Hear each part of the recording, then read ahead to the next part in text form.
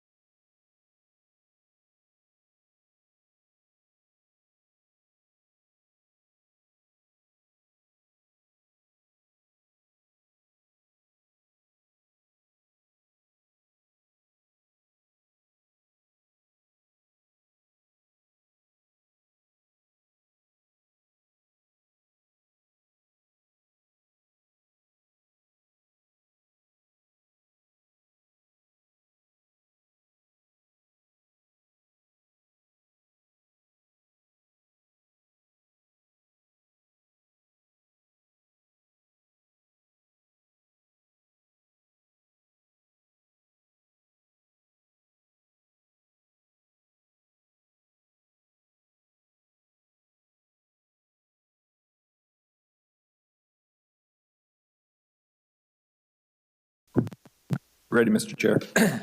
Good evening and welcome to the Planning Commission meeting of Tuesday, January 23rd, 2024. Before we begin, I have something to read. The city has returned to hybrid public meetings pursuant to AB 361, which allows for deviation from the teleconference rules required by the Ralph M. Brown Act. Residents now have the option to attend the meeting in person or participate remotely. To participate remotely, residents can live stream the meeting at www.prcity.com/YouTube and call 805-865-7276 to provide public comment via phone. The phone line will open just prior to the start of the meeting and remain open throughout the meeting to ensure the opportunity for the public to comment on each item heard by the commission. Written public comments can be submitted via email to planning@prcity.com. Those received prior to 12 o'clock noon on the day of the meeting to be posted to the city's website as an addendum to the agenda. If submitting written comments in advance of the meeting, please note the agenda item by number or name. Planning Commission meetings will be live streamed during the meeting and available to play later on YouTube by accessing, easy for me to say, the following link, www.prcity.com/YouTube. And Pledge of Allegiance, please.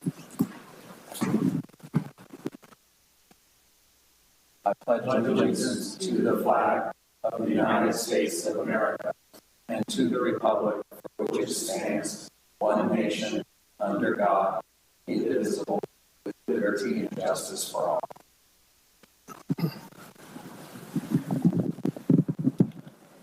Roll call, please. Commissioner Marlowe? Present. Commissioner Connolly? Here. Commissioner Davis? Here. Commissioner Christensen? Here. Commissioner Kogler? Here. Commissioner Covarrubias? Here. Chairperson Neal? Here. All present. Staff introductions, please. Melissa Boyer, City Clerk, joined by Karen Jackson, IT Technician. Warren Frace, Community Development Director. Katie Bannister, Associate Planner. We have legal counsel Annie Branham on the phone. Great, thank you. And now we'll open it up to general public comments regarding matters that are not on the agenda. Does anybody have any public comment this evening? No. Please step up and state your name, please. Grant Taylor, 411 Montebello Oaks Drive, Paso. Good evening, everybody. Sellout crowd. This is probably for you, Warren. I was just wondering if you had an update or a status on the Caltrans project, the 46 Union overpass.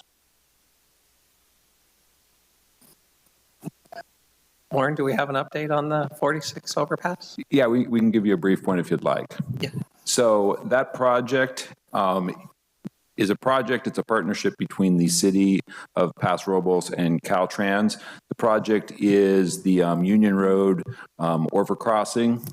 It basically would be a grade separated bridge over 46, basically where Union Road is. It would be the alignment of what's being referred to as New Airport Road that then would connect up to the existing airport road via another bridge on Wero Creek, and then eventually extend to the south through Chandler Ranch down to Preston Road at the Beechwood Specific Plan. So that project's been in review and in basically what they've referred to as PAED, Project Approval and Environmental Design, for about the last 6 or 7 years. We did a public circulation. Caltrans is the lead agency. Late 23. We're right now in the response to comments period. We do expect that will be wrapping up soon. The goal is for Caltrans to certify a final environmental document before, or basically in Q2 of this year. Great. Thank you. Thank you. Thank you. Anybody on the phones for public comment this evening? No, sir. Great, thank you. Any agenda items proposed to be tabled or rescheduled? There are none. Great, and now we'll open it up to the public hearings. We have one public hearing on our agenda this evening, and it is a request to construct a 15-foot tall, 900-square-foot detached garage, which is more than 50% of the size of the primary residence, and a request to construct a driveway less than 12 feet in width. CUP 23-16/P230082, addresses 254 Santa Cruz Avenue. Staff presentation, please. Thank you, Chairperson Neal. Yes, you, this is a conditional use permit for a detached accessory building for a garage. The project is located at 254 Santa Cruz Avenue. This is over on the east side of town, south of Niblick Road, east of Creston, and north of Scott Street, north of Sherwood Park. So this is a subdivision from the 1950s and relatively modest homes on these lots. And so these are in the R1 zoning district. So here's a look at the existing conditions on the site. There is an existing single-family residence. They are proposing a detached accessory building, a garage in the rear of the lot. The reason we're here this evening is that the municipal code limits detached accessory buildings to half of the size of the primary residence. This is a pretty modest home, and so although the garage is larger than a standard garage, it is not of the scope that we sometimes see with these conditional use permits. In addition, detached accessory buildings are limited to 15 feet in height, and they must be architecturally compatible with the primary residence. So this building meets all the requirements except for it is larger than half of the size of the primary residence. So here is just the Google Street View of 254 Santa Cruz Avenue. As I said, a modest home and a relatively flat roof. When we get into architectural compatibility, that's just something to be aware of, that it is a not very steeply sloping roof. There is there's 10 feet of space between that existing fence and the house, and so that is the reason for the proposed narrower driveway. They're dealing with a constrained site. So here's a look at the site plan. So the blue line is the property lines for the property. In yellow is the existing residence. It's just under 1,200 square feet. That does include its existing garage. So as you can see, a pretty modest home. They are proposing a 900 square foot garage in the rear that's 30 feet by 30 feet. And then there would be a new driveway. As you can see, there's a pinch point of 10 feet along the side of that existing garage. We have worked with the fire marshal to work to mitigate the narrow driveway. The fire department won't actually need to use this driveway. If there's ever a fire in this new detached accessory building, they can reach their hoses all the way around. So that pinch point is not actually of concern for them. So the fire marshal is recommending approval of the narrow driveway. So there's some other requirements for a detached accessory building. They do have to have a setback of 3 feet off the side and rear property lines, and they have to be separated from the primary residence by 10 feet. This building does meet those standards. I think it's just over 10 feet off of the eastern property line and just over 5 feet off of the south property line. There is a utility easement along that southern rear property line. It's 5 feet wide, so the building is outside of that. The driveway does have to have a permanent surface. It's meant to be 12 feet wide. And then here's the language that allows either the DRC or the Planning Commission to grant exceptions to the width of the driveway. And so that's the authority under which you would be making the decision this evening for the narrow driveway. So here's a look at the elevations. As I noted before, the existing building has a pretty flat sloping roof. And so we are seeing this roof is a little bit more than 4 and 12 in pitch. It's a pretty standard pitch of roof for, a modern building, but it is a bit steeper than the primary residence. Not something that staff feels should be a concern, but when we get to architectural compatibility, that's the reason I bring it up. But it's a pretty simple building, square in size, a few windows and a few doors and one rolling door there for a vehicle. So detached accessory buildings have to be architecturally compatible with the materials, colors, and relief treatment for the elevation and the roofing materials are meant to be compatible. So this building is designed to be exactly that. It's going to have white stucco like the primary residence. It's going to have kind of a maroon trim just like the primary residence, and then it's going to match the asphalt shingles with a light gray or a white asphalt shingle on the roof. Here's a look at the floor plan. As I said, it's a 900 square foot building, 30 feet to the side, just one roll-up garage door. It's a workshop area. There is a bathroom with a shower in it. Nothing in the municipal code to prohibit that, but just wanted the Planning Commission to be aware. So in order for the Planning Commission to approve the conditional use permit for this building that is larger than it would typically be allowed, there's some findings that you need to make. The first would be that the land use is not detrimental to the neighborhood, essentially, to the health and safety of the neighbors. this project isn't injurious or detrimental to the property and improvements in the neighborhood, that it wouldn't be negative for the city's efforts to revitalize the downtown, and that the land use is compatible with the goals and policies intent of the zoning ordinance.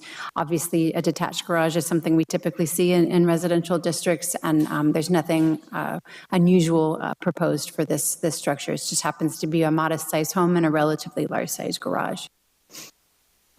There are some conditions of approval that are proposed. The exterior lighting should be shielded. The existing driveway is proposed to be, or is conditioned to be replaced to be a concrete driveway, or a driveway with a permanent surface. There are some other detached accessory buildings in the rear of the building. This is one of the questions that the DRC members had when this project came to the DRC, and those buildings are intended to be removed, and so we won't have a big cluster of buildings in the rear yard, as was a concern. There is a condition, which is a code requirement, that the front yard not have more than 50% paving, which is not proposed, but there will be a somewhat wider driveway than typical, because there's kind of two driveways, one going to the existing single-car garage and one going to the rear of the house. There is a requirement that if the roof overhang on the existing house hangs over too far, it might need to be removed, and that would be up to the satisfaction of the fire marshal to make sure that the driveway is as wide as possible. The use of the accessory building is limited to accessory uses for residents of the site. Pretty typical, but just want to make it clear for this use permit. And then no overnight stays in the garage. Again, that's typical for a garage, but just making it clear. The applicant will be required, based on valuation of the building, to install frontage improvements. Santa Cruz Avenue, this whole neighborhood, in fact, is a bit odd in the way that the improvements have been constructed over the years. So there will be a flat sidewalk that's at grade with the drive, or with the street, and that's consistent with other frontage improvements on the lot. So it's not ideal, but better than nothing, essentially.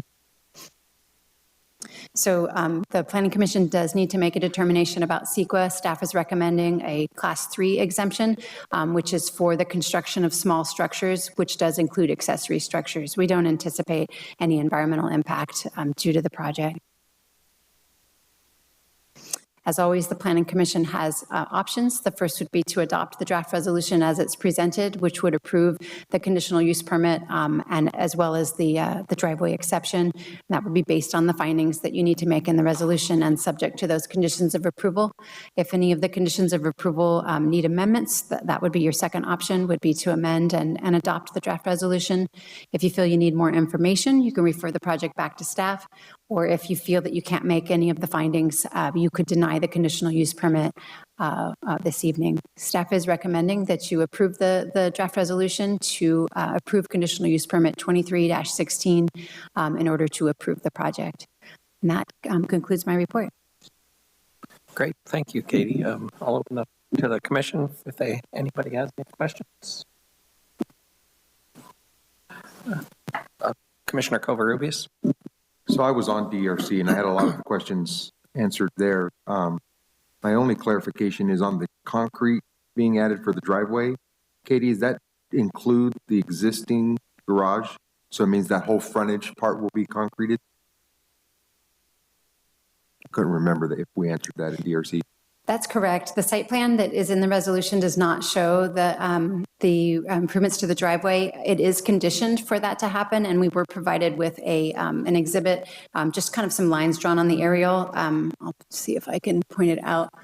So you can see the red line here up on the screen. So they do intend to widen the driveway and make one consistent driveway to the back of the lot.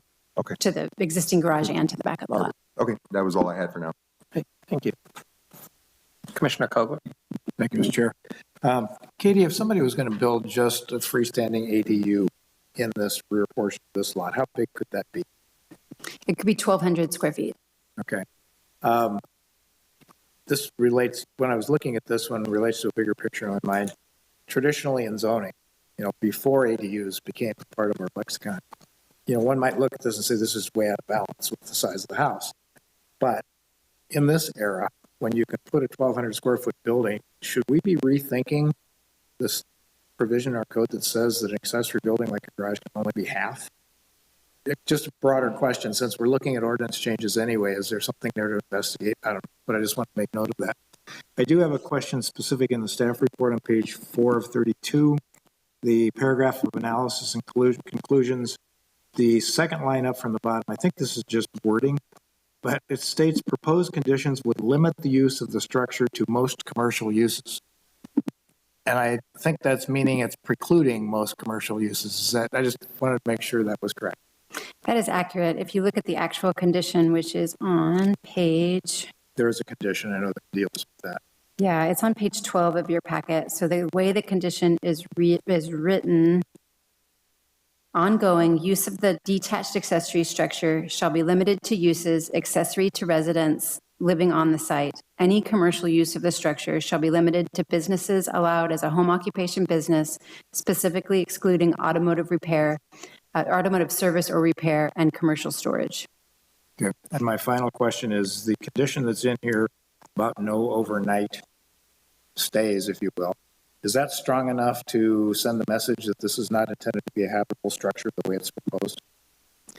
You know, it's always a challenge with when you've got features like a bathroom with a shower. We don't have anything in the code to preclude it, but it does, makes us wary. You know, the fee schedule for if they wanted to do an ADU here, it would essentially be the same price. I think a few years ago, kind of similar to your question before, it would have been a lot more expensive. Now it's pretty streamlined and pretty easy, and in some ways easier to build an ADU than it is to build. I mean, construction's a bit more complicated, but the permitting process for an ADU would actually be simpler here than for a garage. So this building is not being built as an ADU. It's not, you know, it doesn't have an R occupancy. It's going to be a storage building.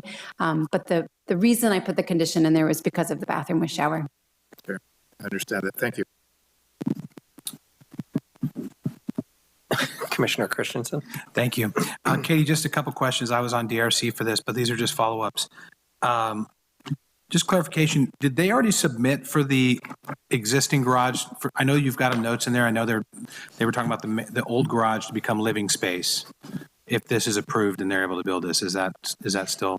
They have not made that application. And, you know, it's something we might want to put some nuance in the language of the conditions, that if that does change to habitable space, whether or not we still need, to improve the old driveway, although they may end up parking there. So maybe it would make sense to improve it. But no, they have not applied. Okay. But I mean, that's been expressed to staff that that's their intent. That's correct. Okay. And can you go back to the conditions really quick? Number 11. I think I know what you're referring to in that, and I think that's the area being removed from the edge of the garage. But is that what you're referring to in that portion? I kind of thought maybe that was the case, but otherwise I thought maybe it was something that I missed. Yeah, the applicant had expressed willingness to, if they needed to provide a 12-foot driveway, that they would actually trim down the side of that existing garage there you see at the bottom left of the picture. The fire marshal does not think they need building removed, but the roof overhangs that wall by a few inches. Yeah. And I just wanted to make it clear that if the fire marshal wanted, a full, they need 13 feet and 6 inches to get through if they're going to put a height. And so if they ever did want to get through, I'm not, it's to the satisfaction of the fire marshal, but I wanted it to be clear that they might have to trim that roof. Sure. Okay. No, and I like I said, I remember that from DRC. I'm just trying to make the correlation between the two, so I understood that it wasn't a different condition that I was thinking of. That's all the question I have right now. Commissioner Davis. Katie, I have the same question about the language. What was the purpose? I didn't know if it was for a garage or for any commercial use, so you're confirming that it's not for any kind of commercial use.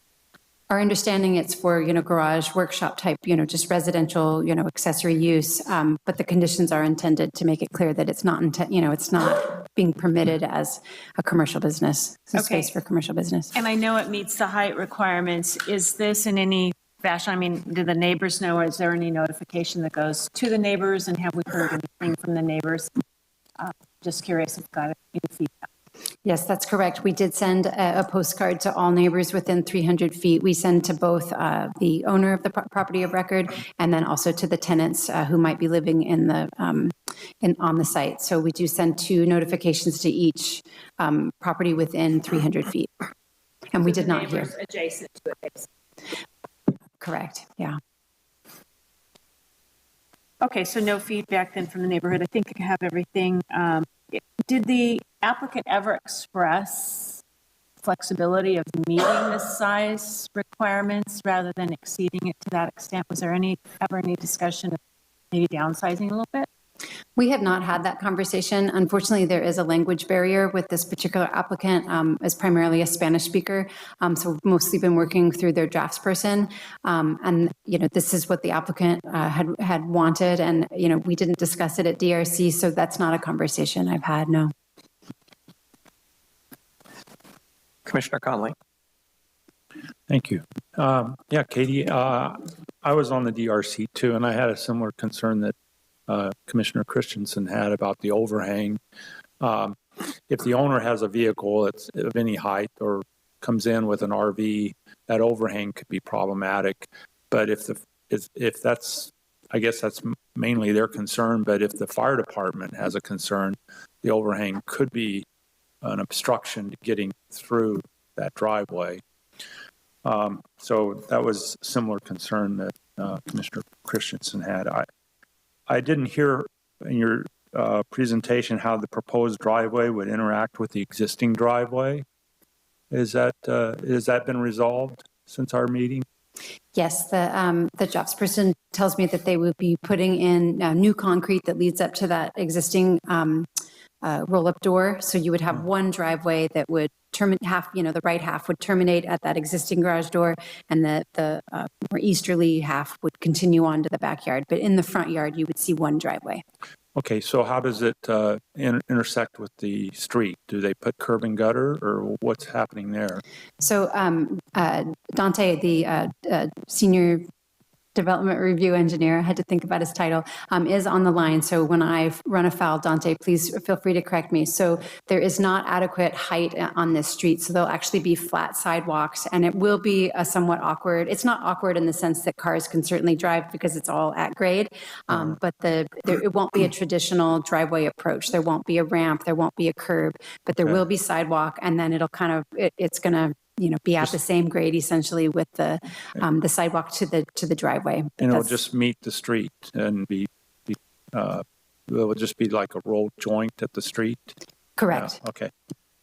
Yeah, if you look around in the neighborhood, upstream and downstream of this one and across the street, they're all just kind of at grade with the asphalt. They meet the asphalt. We'll want it to slope towards the street, so we do kind of get like kind of a channel that would come between the street and the sidewalk and make sure drainage leaves the complex. Okay. And I noticed the color scheme, was that submitted since the DRC, this color scheme? Our concern was that the roof matched and maybe the color of the building matched the building. So at DRC, the color scheme you saw was the white stucco. Yeah, I'll get to that sheet. At DRC, you did see the white stucco and the red trim, but you were seeing a dark asphalt roof, and the applicant did change it to match. So now it is proposed to be a white color to match the existing roof. Okay, great. That's all I have. Thank you. Great. Commissioner Marlowe. I don't have any questions. Great, thank you. I don't either at this time. Any further questions of the commission? I'll open it up to public comment. If there's anybody who would like to speak to this item, please step forward. Seeing none, is there anybody on the phone lines this evening? No, sir, there's not. And with that, I'll close public comment and bring it back to the commission for further discussion or a motion. I'll move to accept this. Is there a second? So first by Commissioner Christensen, second by Commissioner Covarrubias. Any further discussion? Any changes to the written staff recommendation? No. As written? So, good. All right. Roll call, please. Commissioner Christensen? Aye. Commissioner Covarrubias? Aye. Commissioner Kogler? Aye. Commissioner Davis? Aye. Commissioner Connolly? Aye. Commissioner Marlowe? Aye. Chairperson Neal? Aye. Motion passes 7-0. And with that, we'll close public hearings this evening and go to discussion items. Any discussion items this evening? There are none. And then moving on to the consent calendar, we have the Development Review Committee meetings for November 20th, 27th, December 4th, and December 18th. Any comments or a motion to approve the? I'll move to approve. Is there a second? Second. Any further comments? Motion by Kogler, second by Marlowe. Roll call, please. Commissioner Kogler? Aye. Commissioner Marlowe? Aye. Commissioner Connolly? Aye. Commissioner Davis? Aye. Commissioner Christensen? Aye. Commissioner Covarrubias? Aye. Chairperson Neal? Aye. Motion passes 7-0. And other reports. Director Price. Yeah, so top of the list, we have Paso Robles Streetscape Ad Hoc Committee. So we've been talking about that along with Railroad Street, getting those back to the city council for a report. The city is starting on its next 2-year budget cycle. So there's going to be a series of meetings, goal settings, and whatnot. So I believe February would be an ideal time for the Planning Commission to make a presentation in front of the city council on this item from the ad hoc members. So I'll look for some dates in February, and then that would basically get it kind of in front of the council prior to the goal setting that's going to happen in March. And then that'll get incorporated one way or the other into the final budget. Housing Constraints and Opportunities Commission. So no updates on the HCOC meeting, but zoning code wise, the planning staff and consultant have been working tirelessly on getting the zoning code into a final draft. So I believe it's scheduled for, is it the next meeting? I think it's the second meeting in February. So the second meeting in February, we're looking at the zoning code, bringing hopefully almost a complete full draft to the commission for review. This won't be a final hearing on it, but we're trying to get to a final draft document that then would be ready for our CEQA review process and then eventually public hearings for consideration later in the year. Great, thank you. And then DRC rotation schedule. So next month it's Connolly, myself, and Covarrubias, and then following that we'll have a new commission and a new DRC schedule. So great. And with that, oh yes, Just of note, if it follows what the past year schedule was, I will be on in March. I do have 2 conflicts in March. So just, I'll state that. I don't know if Marcy can look at that when she's putting names by months. Otherwise, I'll be asking somebody to cover in exchange for me covering for you. So Kogler, you have conflicts in March? 2 of the dates in March, I'm unavailable. Okay.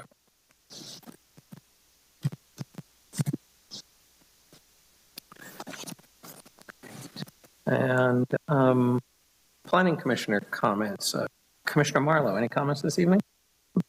Nope, no comments from me. Commissioner Connolly, any comments this evening? Well, hey, I thought I'd help you out. Caltrans has a website that you can look at projects such as the State Route 46 East Union Road intersection improvements. I wrote out how you can get to that. The city might have a similar type of link, but that'll give you information that Caltrans will provide about the phase 1 and phase 2 of that project. So, other than that, I don't have any comments. Commissioner Davis. No comments this evening. Commissioner Covarrubias. No comments. Commissioner Kogler. I noticed Commissioner Covarrubias did bring his binder for the landings, and so since we have so much time tonight, maybe we could start reading some of those chapters among us out loud? Yeah, no. Or maybe not. Okay. No comments. I don't think that's a good idea at all. Commissioner Christensen. My only comment is that's a bad idea, but other than that, I have no other comments. Thank And you. I have no comments either this evening. Staff comments? Yes, so a couple quick updates for you. The first is just kind of a reminder on the Planning Commission calendar. So we have 2 seats that are open for reappointment. So we're soliciting applications. So we have received a number of applications. I think there's a couple sitting commissioners that are eligible to reapply as well. So January 31st, which is next Wednesday, is the deadline for applying. We have a new process. You want to give a quick overview on what the process is, Melissa? Sure, I'd be happy to do that. So we are doing an online application process at this point. There's a link that you'll go into and you're going to put in all your information there. You're welcome to upload a PDF of a resume or anything else you want to attach to it as well. But that is the process that you're going to need to go through from here on. We aren't doing paper applications anymore. And then I just make sure that Warren and his staff are aware when those applications come in, and we'll close the application process and get everything rolling for the interview meeting. Thank you, Melissa. So the interview meeting, that's a special city council meeting. That will be Thursday, February 8th, I believe at 6:30. That'll be interviews for Planning Commission, also the Housing Authority Board of Governors, and potentially one other committee. So keep that in mind. And then the annual reorganization dinner where we swear in new commissioners and elect chair and vice chair. That will be Sunday, March 3rd at the Patina Room, which is that room as part of Calcoast Brewery. So we're looking forward to that. And then the Planning Commission Academy this year, March 5th down in Long Beach. So if you're interested in that, I think we're running out of time to make reservations or whatnot, but if anybody had a change of heart, talk to Marcy as soon as possible. Okay, other things going on. So you've probably noticed we've canceled a couple meetings. The agendas have been a little bit light. We've run into some issues on processing projects with mitigated negative declarations over the last 6 months. You'll remember the Covelop project came through. There was some public letters submitted challenging potentially the project, and when it finally got to council, there was a formal challenge. So that project ended up being withdrawn. Since then, we've been working with the city attorney to evaluate or basically the status of moving projects forward that are dependent on mitigated negative declaration. So there's a couple projects that we thought would be on your agenda already through that are basically on hold while we go through that review process. I imagine there's going to be some public workshops and discussions about this in the coming months in terms of what the process is going to be moving forward on these projects. So we're kind of in a tough spot. There are projects that just are on hold until this is resolved, unfortunately. So that's both for an M&D and a negative declaration? Yeah. Yeah, the way the CEQA laws are written, the level of information required to challenge both a neg deck and a mitigated negative declaration is extremely low and tilted in favor of the opponent. So they basically aren't defendable. So exemptions are categorical exemptions in EIRs. The deference goes to the agency making the decision. So we're in a lot better position to defend those types of documents. But basically a neg deck, if it's challenged, it just collapses, which is unfortunate because that's the way most projects historically have been able to move through the process fairly quickly and, orderly process. So that's the issue right now. We're trying to figure out if there's a way to move those forward still under basically the last, 40 years of precedent on how you did CEQA projects. So we'll get it sorted out. We're just not quite there yet. What was the specific reason, or what was the challenge, or what tends to be the specific challenge? Was it a reasonable challenge, or are they just challenging it because that's what they want to do? Well, so for the Covelop project, we didn't actually get a formal challenge at Planning Commission. I think we had a letter in the record that kind of indicated there might be a concern. At Planning Commission, they did submit this opponent a formal air quality study and a formal biological analysis that raised questions about the adequacy of the biological study and the air quality study that the applicant had done, which raises enough doubt that we're basically unable to move forward with a neg deck. Okay. So with that, public comment had closed on the MND. No? No, it never closes. Yes, that's what I was going to say. Yeah. So we have a minimum period that we have to provide for the public to comment. But the public's allowed to comment up until the final second the decision's made, basically, which is what happened to council. Commissioner Coate. So Warren, is this a statewide issue? Yes. It's only being brought up in certain municipalities, or how is this being applied, and is there a statewide remedy?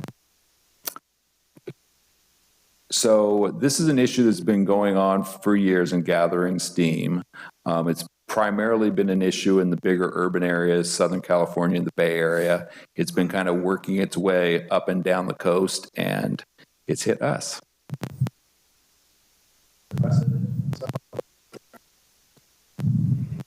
What do you mean? Do an EIR.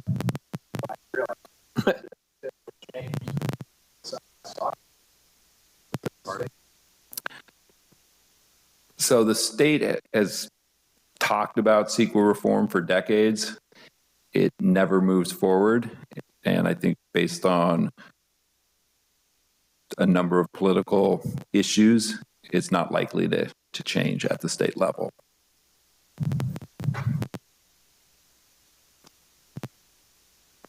Any other staff comments? Yeah, a couple of other things. We got a couple questions about the Paso Robles Inn. They're working on a remodel. That went to DRC, I believe, on Monday.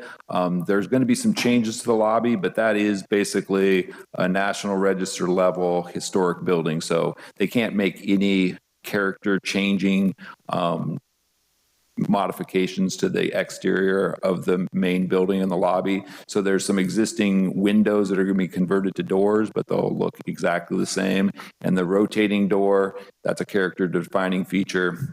There's going to be no change to the rotating door. All the existing neon signs and historic signs, tile work, brick, all stay the same. So there's going to be some change to a little bit to color. They're going to be redoing all the rooms. The interiors are all getting remodeled. They're making a significant investment. And then there's that driveway that's in front of the coffee shop. That's not really necessary for any reason. They're going to take that out and turn that into a landscaped seating area, which should be much nicer and complement the coffee shop. So I think all in all, it's going to be a really nice, upgrade to the Paso Inn, but all the historic features stay as is. Commissioner Davis? Can I have it? Oh, I'm sorry. You- Me? Okay.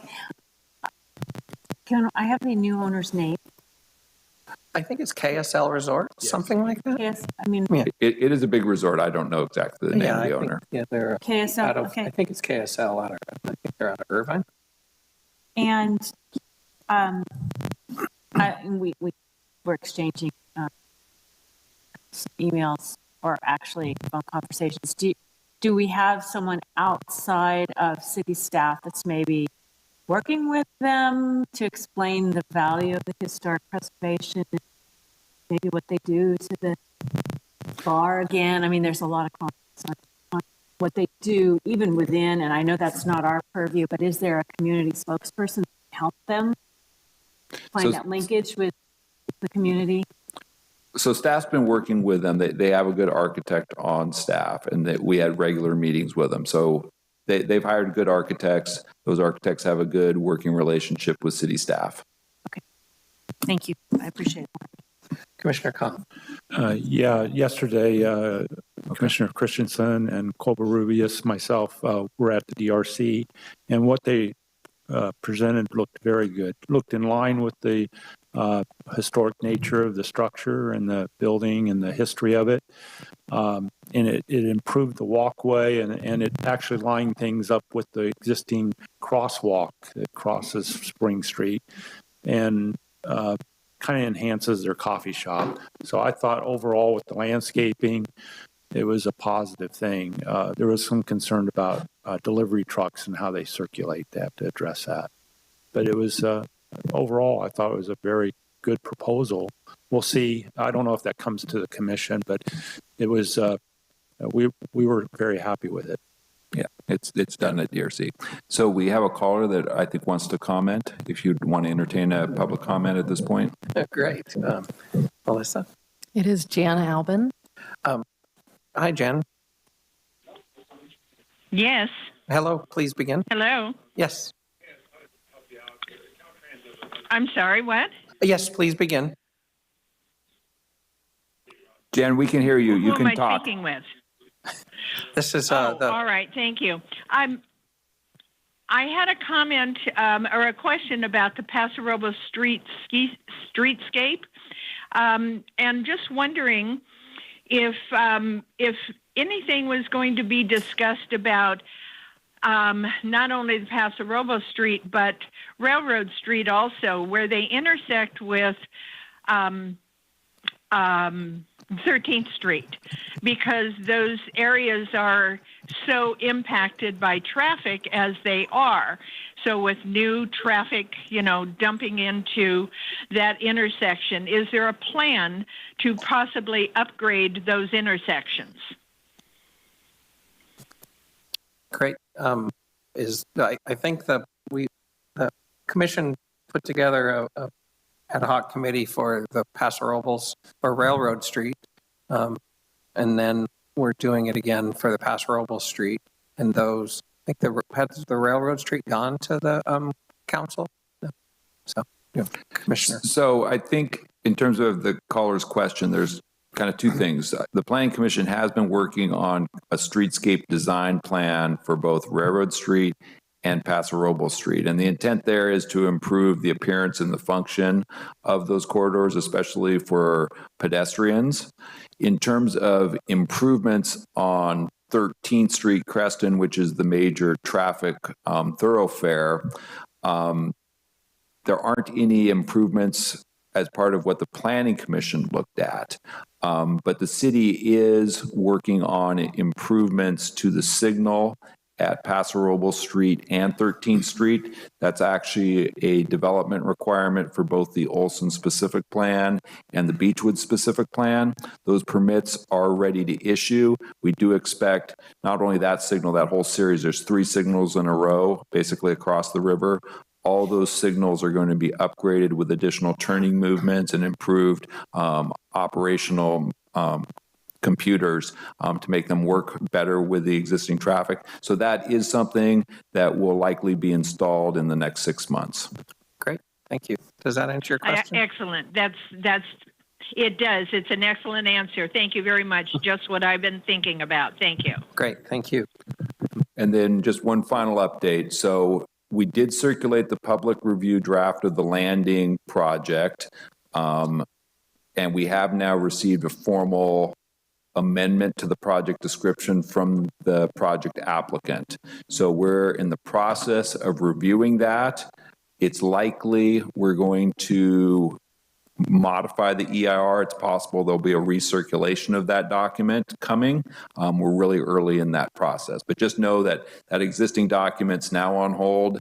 It's likely that there's going to be some sort of modification to that document. It'll take a couple months to get all that pulled together, but just be aware that you'll start to hear about some changes to the project. We'll bring those back through to the DRC to take a look at as well. Great. Any other comments? Do I have a motion to adjourn? And with that, let's call it a night. Thank you, everybody.